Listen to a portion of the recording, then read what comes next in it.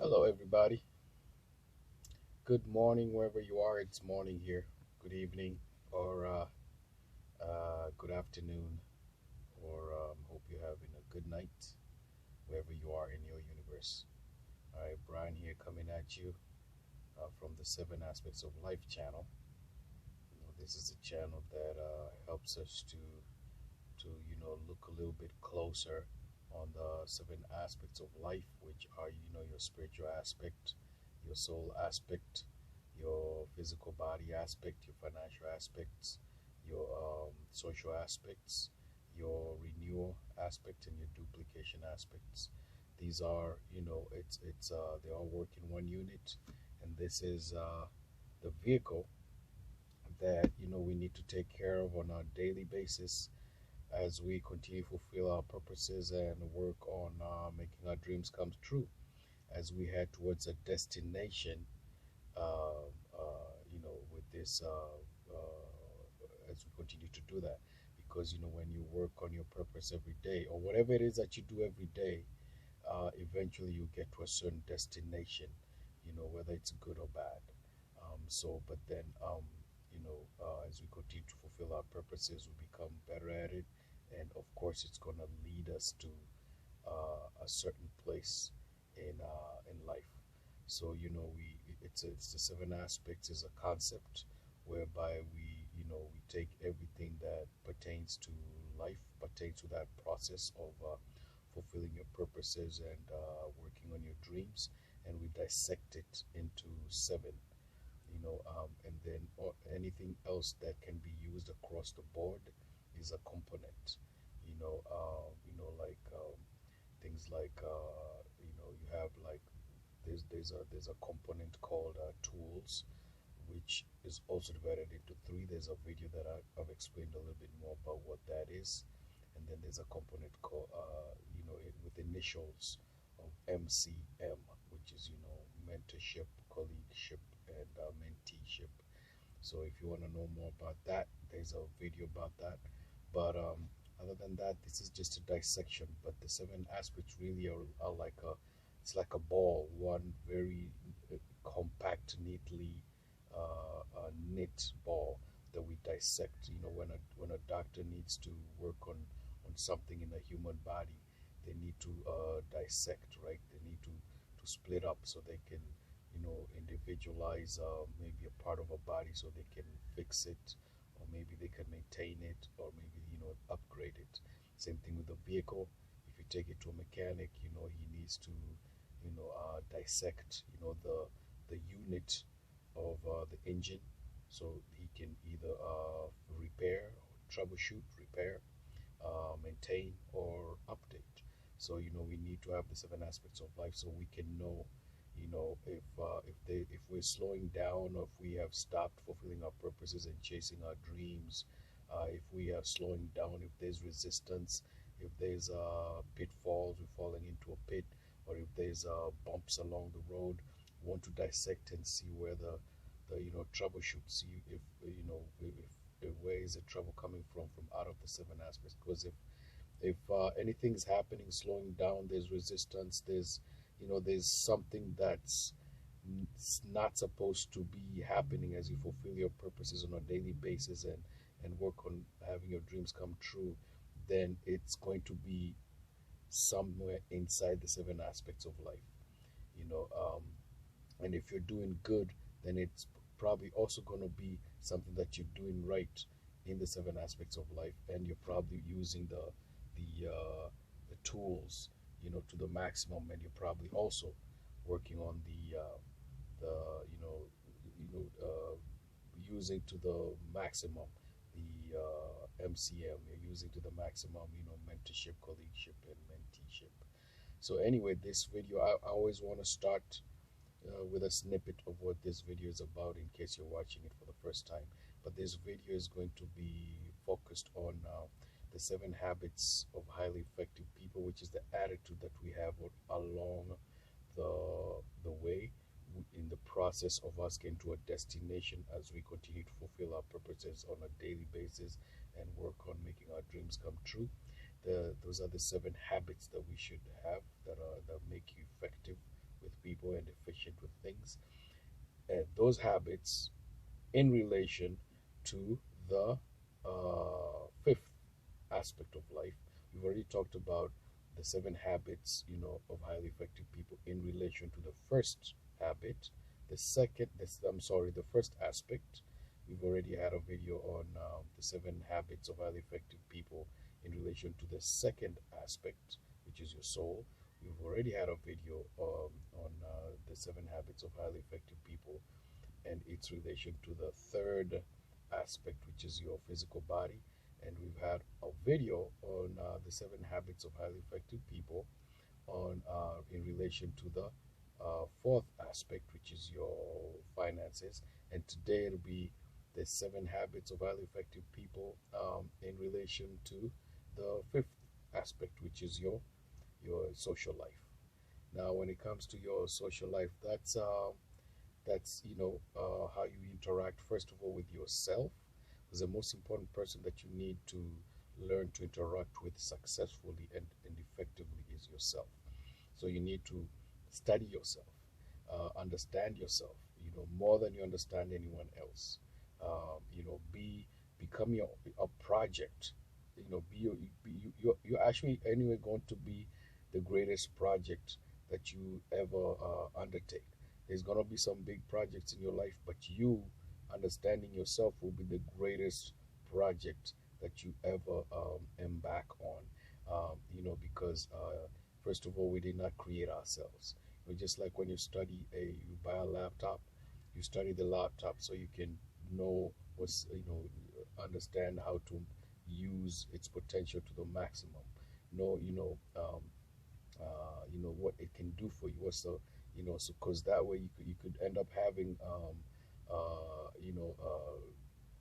functions of the laptop that you didn't know it had if you didn't study what the manufacturer put in it. So because you didn't manufacture yourself, you didn't create yourself, and you didn't give birth to yourself, so you have to study yourself to know how you function, what personality are you. There's a lot of smart people out there they've done a lot of research, which I know most of you who listen to this video already know. They put a lot of research out there to find out the personality traits of human nature, and some of them have different numbers. But I've particularly zeroed in on the Personality Plus book, and you can look it up online. And they divided into four main personalities. But as time went by, I realized that there's five personalities, but she talks about four. But as time went by, I discovered by default that there was a fifth one. And just to mention them here, you could be a powerful choleric, you could be perfect melancholy, you could be a popular sanguine, or you could be a peaceful phlegmatic. Of course, this video I can't explain everything in detail, but you can look them up, and there's tests that you can do to find out what you are, and then they let you know what the strengths and weaknesses, pros and cons, that are based on what your personality is, the professions that you might be good at. I'm not saying that you're going to be put in a box, but even though you have those, you fall into a certain personality, you might end up having all the other traits too. But what the book focuses on is it deals with the ones that are most dominant, because those are the ones, that's the program you're going to be running on. When you do the test, there'll be one that's going to pop out that's most dominant, or two of them, but it's never going to be like exactly the same. But your purpose is to eventually master yourself so good that you produce all the strengths, all the cons of every personality, even though while still maintaining your own. And I mentioned that I discovered the fifth one. The fifth one, I believe, is narcissism. It's not really a personality. It's more like I don't know what to call it. It is a personality, but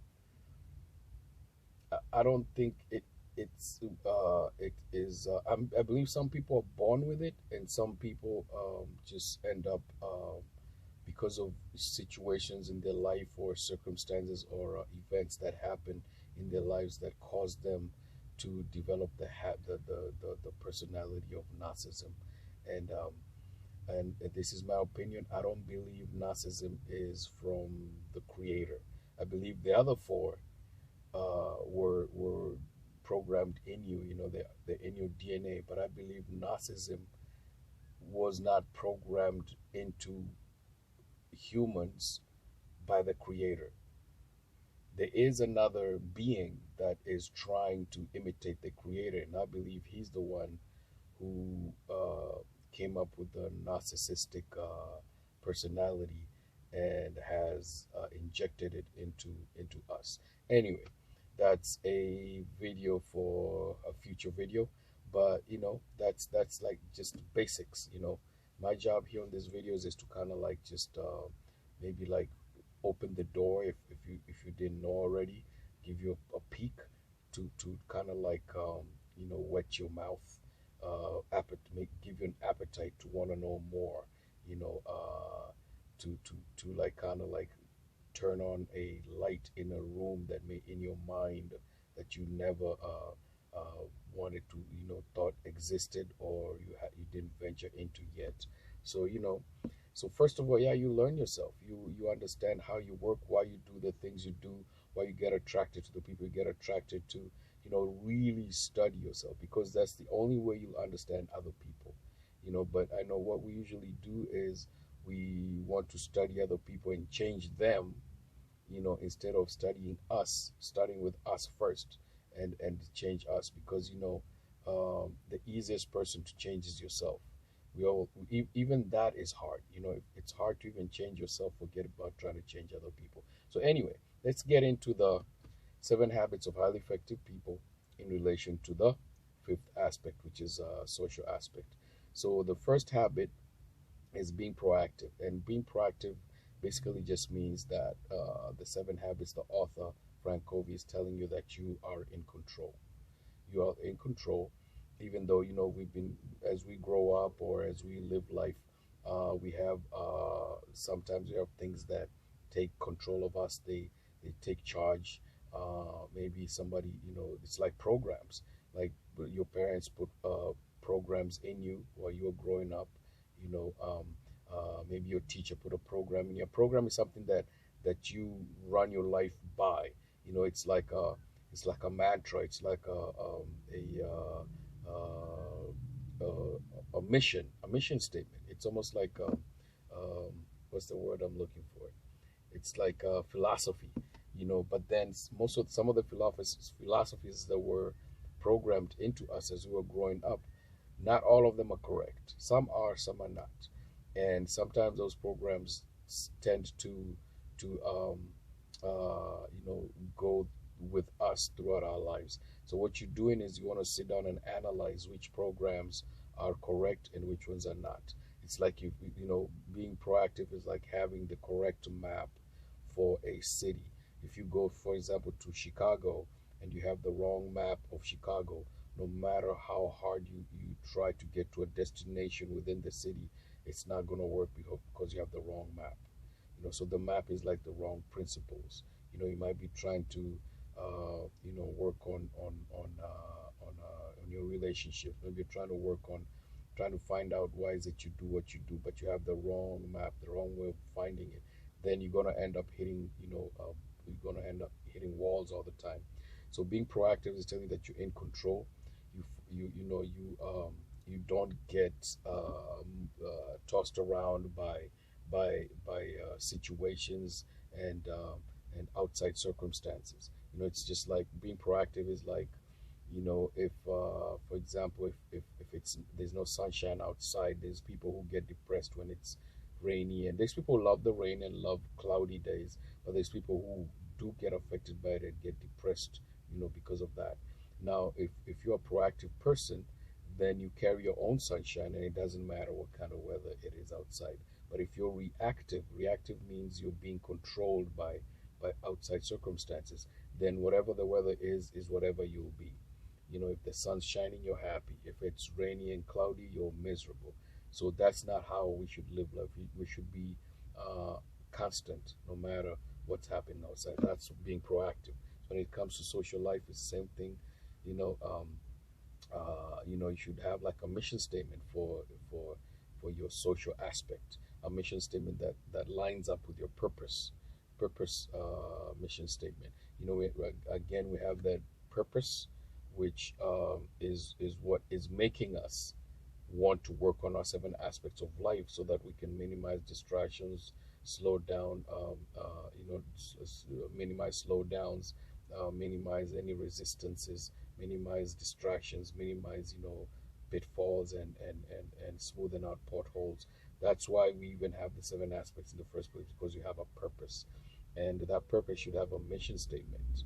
And that mission statement is what summarizes what your life is all about, why you're here on earth, what are you doing to make humanity better. And once you have that mission statement, then you have every aspect has to have a mission statement that aligns with that your purpose mission statement. So your mission statement in the when it comes to the social aspect, should align with that. So so that way, if anything happens while you're socializing with yourself and with others, you always go back to that mission statement. Tells you what your response is going to be. So that's habit number 2. Habit number 1, which is being proactive, tells you're in control. So if you're in control, then you go to habit number 2, which is start with the end in mind. Starting with the end in mind is what do you want your social aspect to look like towards the end of your life, maybe towards the end of 2 years, towards the end of 10 years. You can split that up into sections of time, periods of time.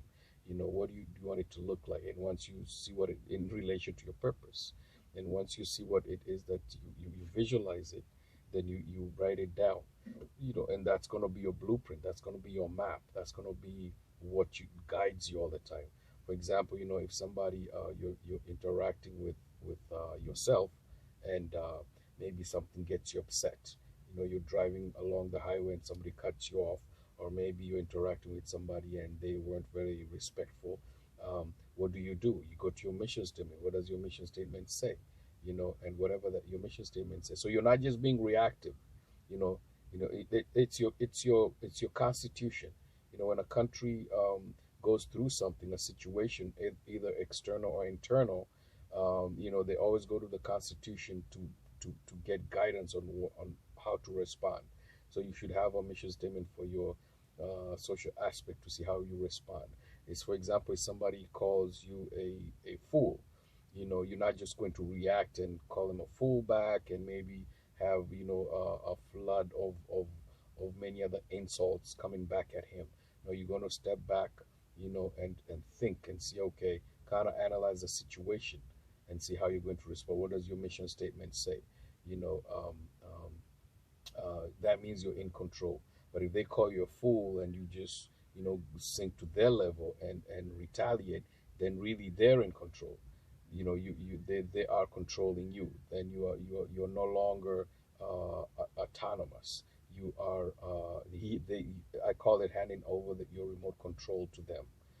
So you need to have a mission statement that guides you in every situation. Actually, the 7 Habits book talks about stimulus. That means something happens to you externally, and then there's a gap. Something has happened. Somebody has called you a fool. That's a stimulus. And then gap. That's when you're thinking of the correct response to what the stimulation was, which is the insult.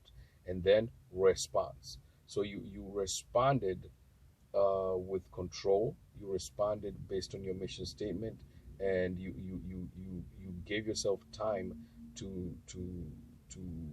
analyze the situation before you responded. That's what it's all about. So you need to have a mission statement for yourself, how you conduct yourself, and how you conduct yourself in front of other people. You know, so like for example, I would give you what mine is. Mine is if somebody happens to either, we have a positive or negative communication. I believe that I because I want to minimize distractions. I want to minimize guesswork. I want to minimize mysteries. I want to minimize pitfalls. I want to minimize resistance. I want to minimize stoppages. I will, with the help of the creator, of course, this is not a natural thing. A natural human being will find this very hard to do, but with the help of the creator, I will, I will first of all forgive and forget. Okay, and forgive and forget what they did. Now, that's impossible on a natural plane, but spiritually, with the help of the Creator, that's very possible. I'll forgive and forget. That's my mission, and then I will love them or respect them. Love them if they are female, or respect them if they are male, unconditionally.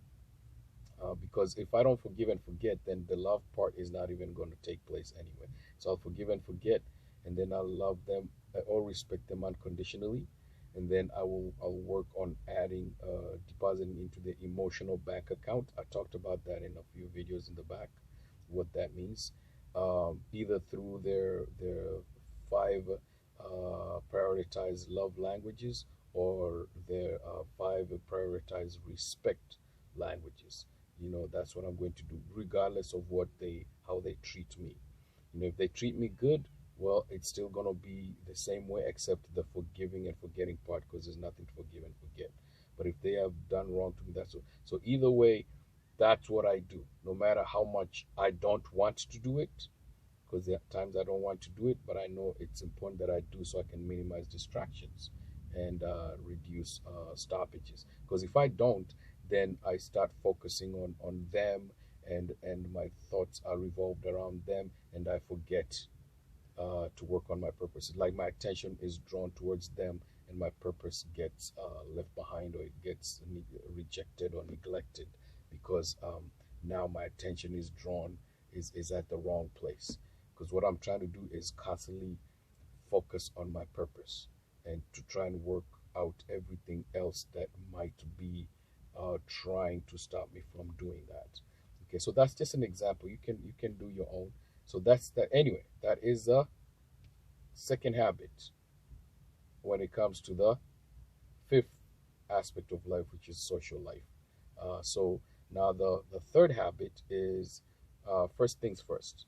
So when it comes to first things first is, so once you build the blueprint, you've understood, you've seen what you want it to look like. The first habit, in the end, you've seen how you want your fifth aspect, which is the social aspect, to look like towards the end of your life.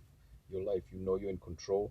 You've written the mission statement, which is the second habit, and now the third habit is, first things first.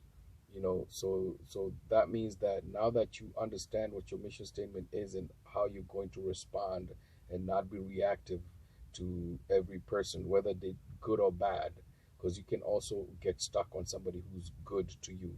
They can also distract you from your purpose. So you also need to be careful. But not only people who react with you negatively can distract you from your purpose, even people who react with you positively can be a distraction to your purpose. So once you done that, then now the third habit is coming back and living the life that you want to, that you need to live, so that you can attain that vision that you had of what you want your fifth aspect to look like towards the end of a certain period. Most usually at best the end of your life. So daily you do activities that will lead you there. That's like now building that mission step, turning it into activities, turning it into actions. That's why they call it first things first. So you start doing the things that are most important to get you to that place. And then next is we're going to talk about the fourth aspect, the fourth habit, which is now you think win-win.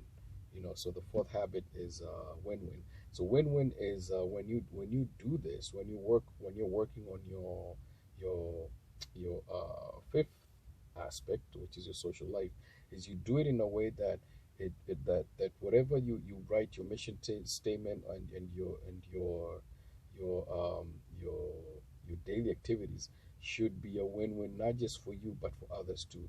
that it's you live a life where you're winning and other people winning on a constant basis, because that's where you're here anyway.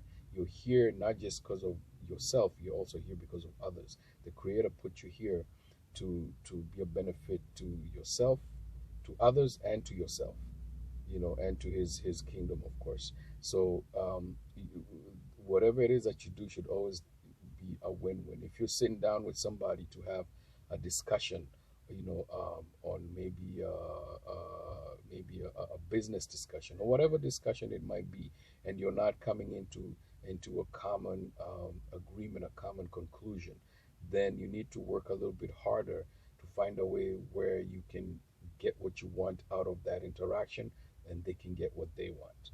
Like for example, a teacher and a student. The student is looking to learn, and the teacher is looking to impact, a human. So the teacher benefits by the fact that they have impacted somebody's life positively, and the student is also benefits because they have increased their knowledge, they've increased their understanding of a certain topic of whatever it is the teacher will teach. It's always a win-win either way. Mother, parent and child. The child receives parental care and guidance and love, and the parent receives satisfaction, that the child is doing good, because it is satisfying when you see your children are doing good, they're listening, and when they listened, you gave them maybe good guidance and they followed it and succeeded in it. That there's a benefit to that.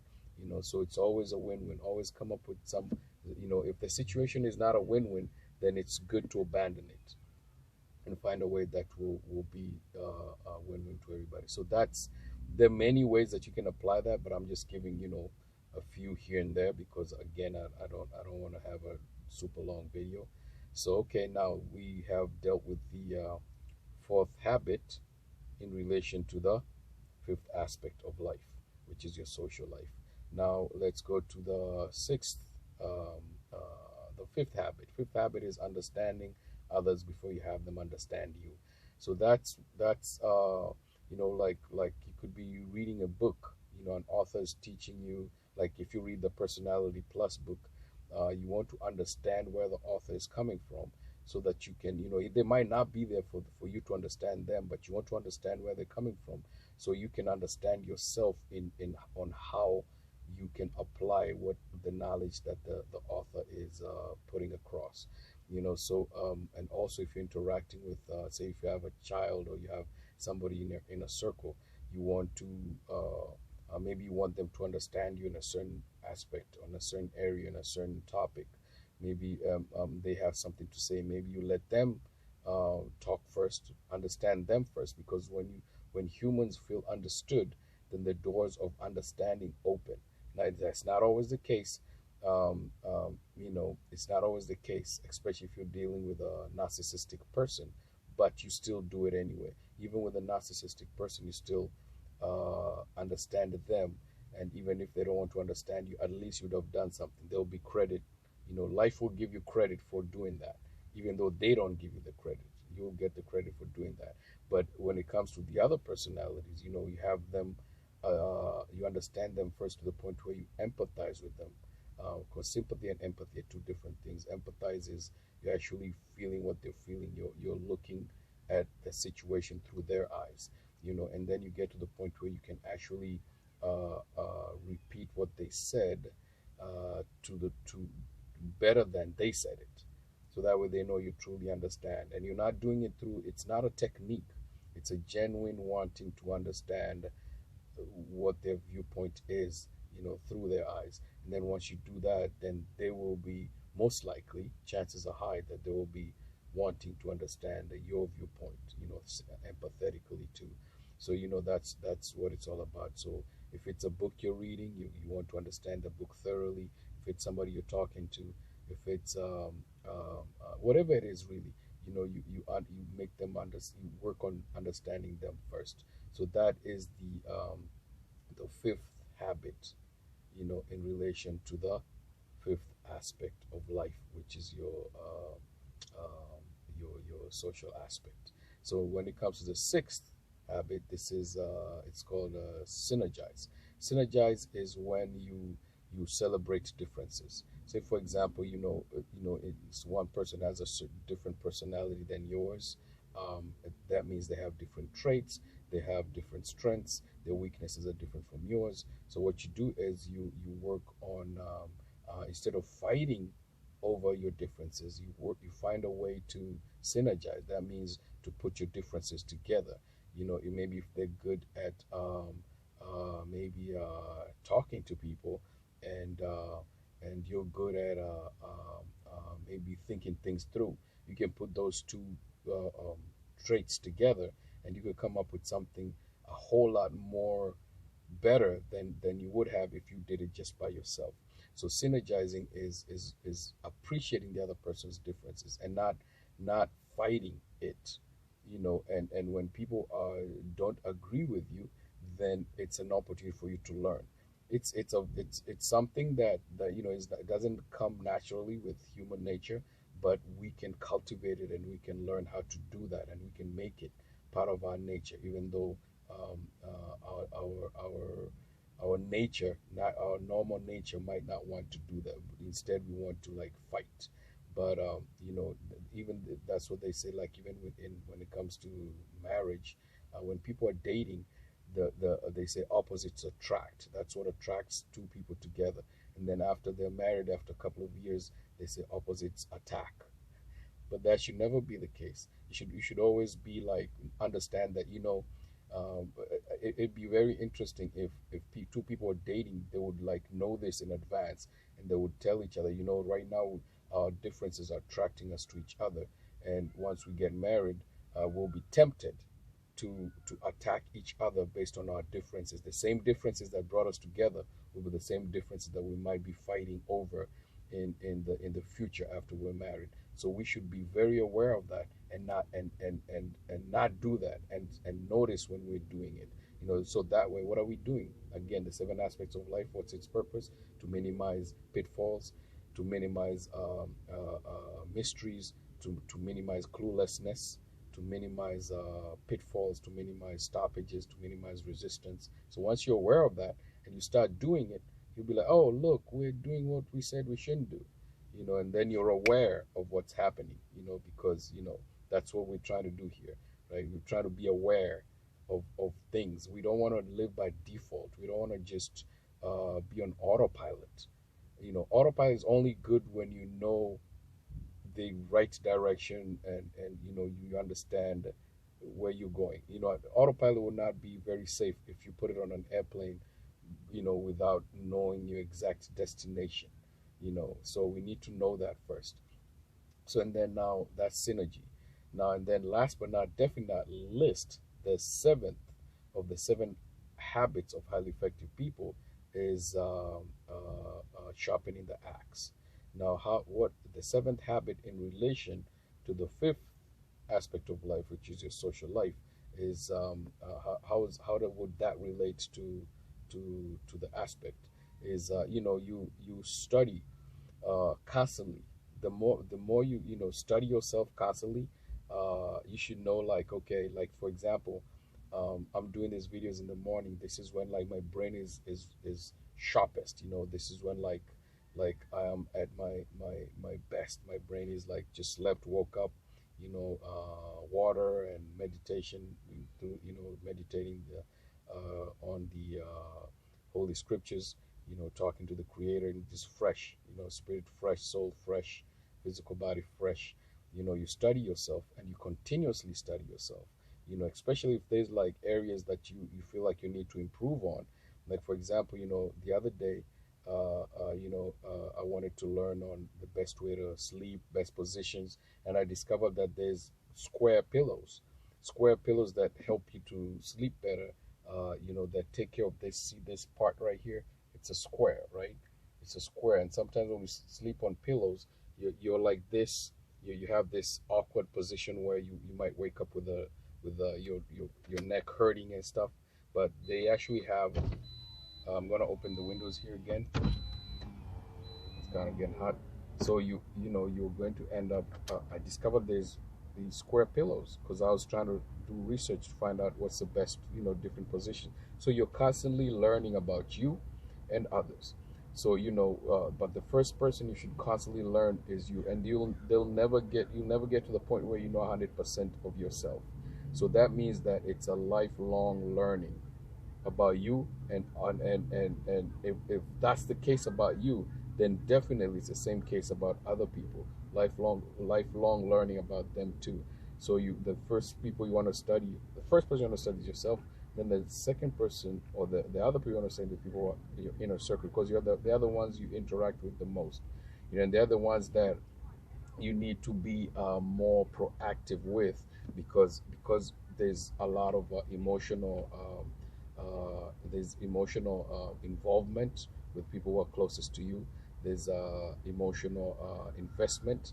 That means that they can easily bruise your emotions because they're very close to you. The closer somebody is to you, the easier it is for them to bruise your emotions. So you need to learn a whole lot more about them, so that you can be able to compensate for their weaknesses and complement their strengths. That's another thing. You need to compensate for people's weaknesses and compensate for their weaknesses and complement them on their strengths. So those are just a few things, again, that I would mention. I'm sure there are many others that you can come up with. You guys are smart. I know you understand what I'm talking about.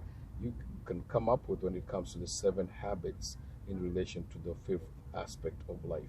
And with that, I'm sure in the future I'm going to be, this is kind of like introductions. All these videos, the first videos are kind of like introductions to these topics. But I'm sure in the future I'm probably going to be talking about each and every individual habit per video, so that way we can go in deeper into these things. And with that, I hope that you guys have a great time wherever it is that you are. And God bless you guys. Bye bye.